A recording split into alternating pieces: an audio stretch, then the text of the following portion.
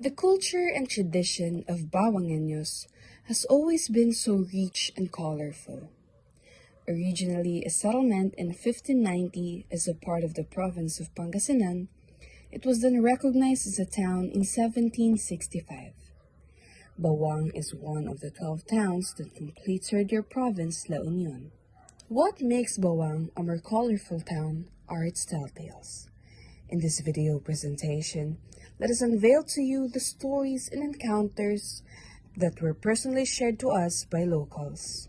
The Church of Saints Peter and Paul was left as one of the most historical destinations here in our province. I remembered back then when my teacher used to tell me about the story of how Bawangeños were fostered during the Second World War by this church.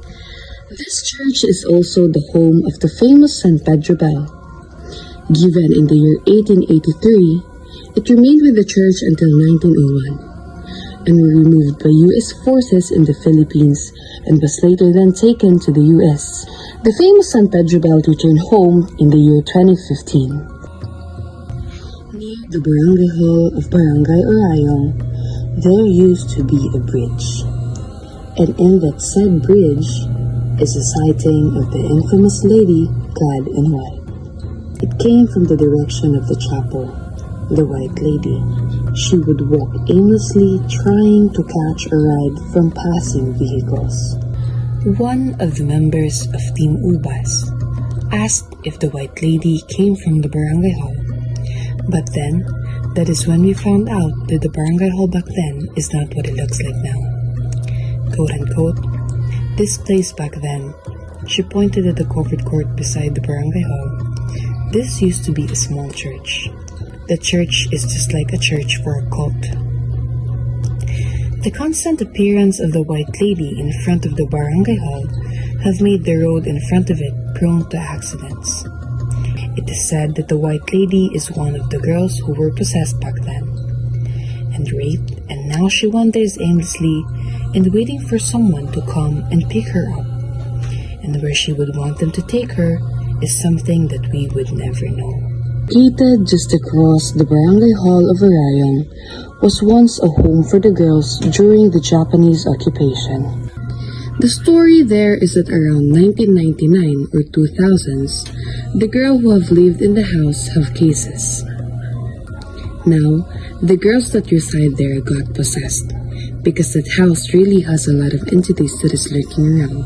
There is someone who possessed all of the girls who live there, and they even called the priest over, named Father Freilan. That old house before the DSWD that used to be a dump site for the Japanese garrison, said the barangay official that we interviewed about the strange history and occurrences in Orayong. The old Spanish house was bought and demolished and even gained a new identity as the office of the DSWD, but the land remained the same. To this day, the house may be gone, but the stories and memories from the past still continues to haunt. Pumps and well get dried up so fast during the summer season. In fact, one pozo is doing so well at producing water that even the neighboring well or pozo can't compare. When May or April started, most of the wells and pozo here would run out of water. Some people who live from there would come down here and take their fill, is what the owner of the well have said. This pozo is able to produce them water whenever they needed to. This once elegant resort has turned into a tourist attraction famous for ghost hunting and other myths. Such account was reminisced by two of our interviewees, and according to them, a mermaid is residing to one of the pools in the resort, which is the reason of many unfortunate events. When I was a child, I studied at Parinao Elementary School, and there is someone who told me that there is someone who went to Cresta del Mar and did not return. When the police investigated, they found the child drowned in the pool. They said that the reason why the child drowned is because of the mermaid there, said Alwi, one of the residents there. The caretaker of the resort, who doesn't believe in such myths but have heard of them, have gave us a view that even though he doesn't believe, he still finds it strange. Quote unquote, "In my long years being here, I haven't experienced anything like that.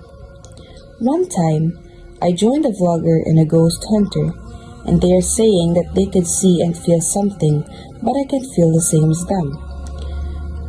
The barangay kagawad of the hall have been interviewed, and she slowly recollected the events that have happened.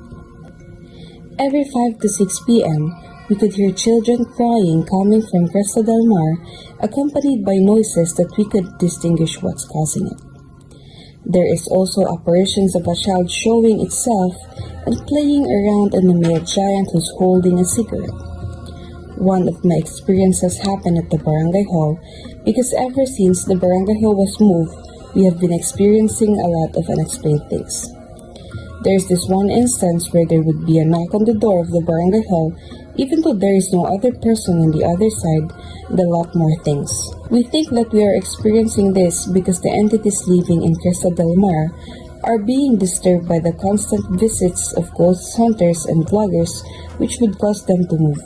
Perhaps that is what makes the place even more mysterious, because you know that it has seen decades of time, and whatever is lost in those times, only Cresta del Mar would know, and we would never fully understand.